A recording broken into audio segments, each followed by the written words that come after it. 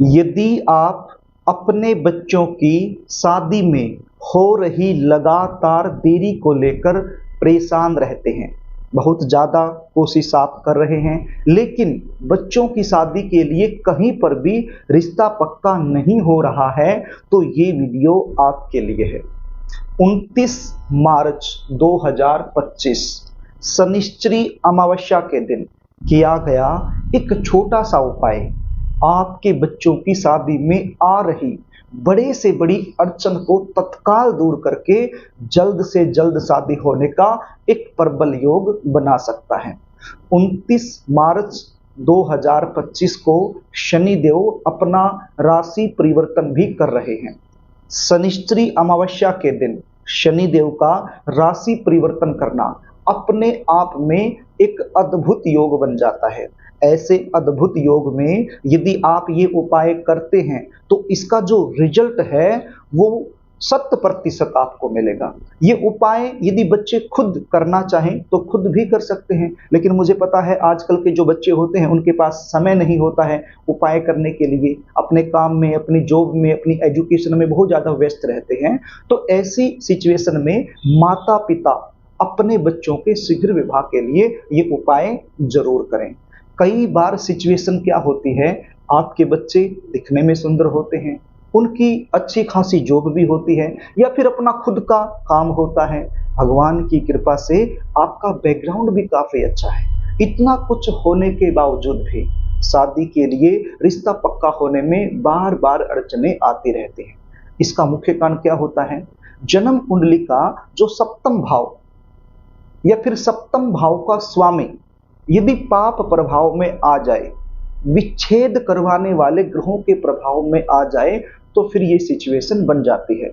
ऐसी सिचुएशन में रिश्ते आएंगे, बातें चलेंगी, लेकिन कोई भी बात, कोई भी रिश्ता पक्का नहीं हो पाएगा।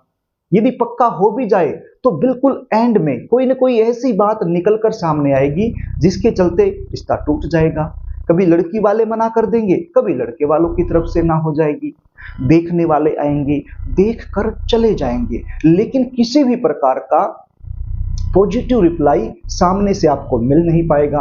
आप इंतजार करते रहोगे, सामने वाला न तो हाँ कहेगा न ना कहेगा, आप इंतजार करते रहोगे। कुछ ऐसे रिश्ते आएंगे जो आपके लेवल के ही नहीं हैं, आपको पसंद ही नहीं है, आपके बच्चे मना कर देंगे, और कोई ऐसा रिश्ता जो आपके लेवल का है, बिल्कुल आपके हिसाब किताब का है, तो वो रिश्ता सामने से पक्का नहीं हो पाएगा। ऐसी सिचुएशन में बच्चे तो परेशान होते ही हैं, लेकिन बच्चों से कहीं ज्यादा परेशान माता पिता हो जाते हैं। तो प्रिय दर्शकों, यदि आप लोगों के साथ इस प्रकार की सिचुएशन बनी हुई है तो वीडियो में अंत तक आप जरूर बने रहना। जो उपाय आपको बताने वाला हूं, ये उपाय शनिश्चरी अमावस्या के दिन जरूर कर देना। उपाय बताऊं इससे पहले आपसे निवेदन करना चाहूंगा, यदि आप चैनल पर नए हैं और अभी तक आपने इस चैनल को सब्सक्राइब नहीं किया है तो मुझसे लगातार जुड़े रहने के लिए अभी इस चैनल को सब्सक्राइब कर लीजिएगा और बेल आइकन को भी प्रेस करके रखिए, ताकि हमारी आने वाली इसी प्रकार की नई वीडियो का नोटिफिकेशन आपको मिलता रहे और हमारी आने वाली जो सारी वीडियो हैं वो आप आसानी से देख पाएं। तो प्रिय दर्शकों, आई होप आपने चैनल को सब्सक्राइब कर लिया होगा। अब आप उपाय सुन लीजिए, ध्यान से सुन लीजिए। 29 मार्च 2025 शनिश्चरी अमावस्या के दिन ये उपाय आपने सायंकाल में करना है, यानी कि शाम को करना है। प्रदोष काल का जो समय होता है लगभग उस समय करना है। मान लीजिए आप जहां पर रहते हो, आपके आसपास सूर्य अस्त होने का जो समय है वो लगभग 7 बजे का है, तो फिर ये उपाय आप 6 बजे से 8 बजे तक कर सकते हो, यानी सूर्य अस्त होने से 1 घंटा पहले और 1 घंटा बाद तक आप ये उपाय कर सकते हो। इसका 100% रिजल्ट आपको देखने को मिल जाएगा। ये उपाय कैसे करना है, ये उपाय करने के लिए क्या क्या चीजें आपके पास होनी चाहिए, उसको आप सुन लीजिए, समझ लीजिए, नोट कर लीजिए। आपके पास लगभग 50 ग्राम काले रंग के साबुत उड़द होने चाहिए। क्या होने चाहिए? साबुत उड़द। कैसे? काले रंग के। कितने? 50 ग्राम। और क्या होना चाहिए? काले रंग के तिल आपके पास होने चाहिए लगभग 50 ग्राम। और क्या होना चाहिए? काली सरसों आपके पास होनी चाहिए। क्या होनी चाहिए?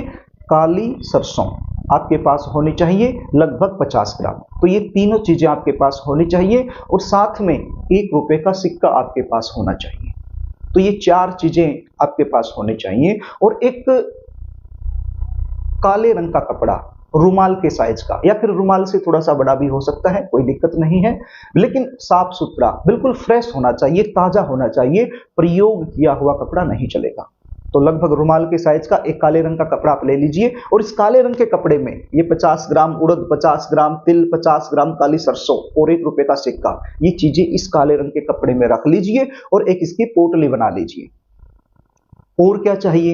एक मिट्टी का दीपक आप ले लीजिए, मिट्टी के दीपक में लंबी बत्ती आप रख लीजिए, सरसों का तेल उसमें डाल लीजिए और एक चुटकी काले तिल भी उसमें डाल लीजिए।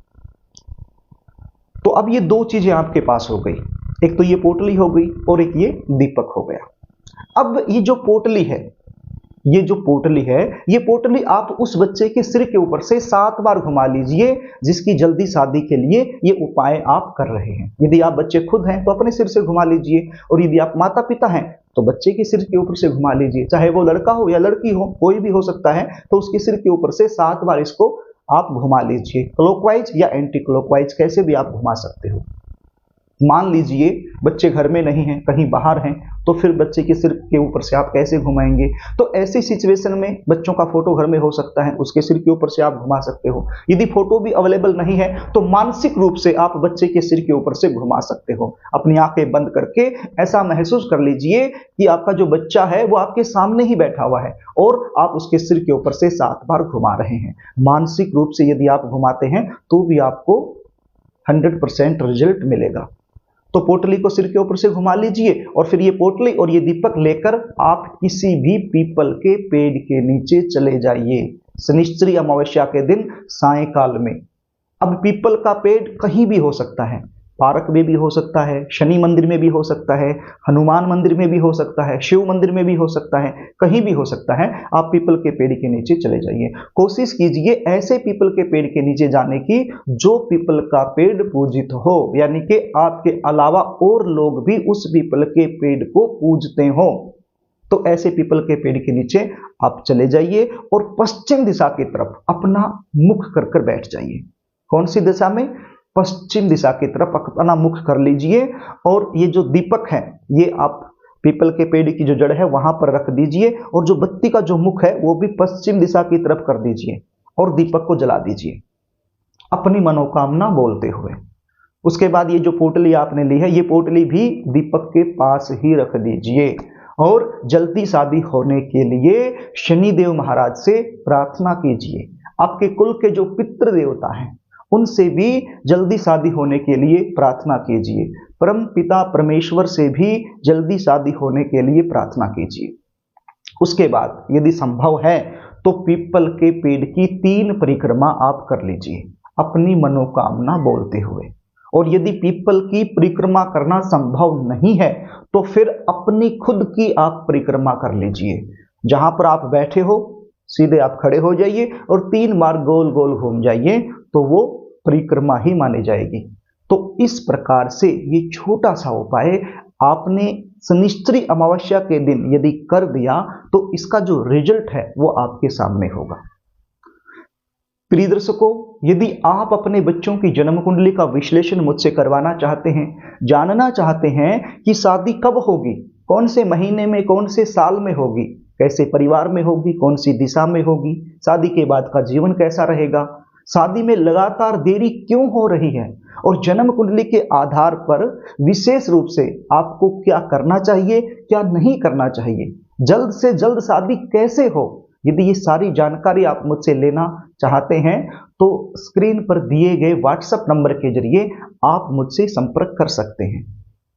आप अपने बच्चों की जन्म डिटेल लिखकर स्क्रीन पर दिए गए व्हाट्सएप नंबर के जरिए मेरे पास भेज सकते हैं और बच्चों की जन्म कुंडली का साइंटिफिक तरीके से सटीक विश्लेषण करवाकर संपूर्ण जानकारी आप मुझसे प्राप्त कर सकते हैं। जन्म कुंडली की विश्लेषण की हमारी फीस होती है, वो फीस आपको पे करनी होती है, उसके बाद ही आपको संपूर्ण जानकारी मिल पाती है। तो प्रिय दर्शकों, यदि कार्यक्रम आपको अच्छा लगे तो इस वीडियो को लाइक जरूर कर देना, इसको शेयर भी कर देना ताकि किसी जरूरतमंद के पास ये पहुंच जाए और वो आपको दुआ दे सके। और यदि अभी तक आपने चैनल को सब्सक्राइब नहीं किया है तो एक बार फिर आपसे निवेदन कर देता हूं, चैनल को सब्सक्राइब जरूर कर लेना और कमेंट बॉक्स में जय शनिदेव जरूर लिख देना। आज के लिए बस इतना ही, आगे फिर मिलेंगे, तब तक के लिए नमस्कार।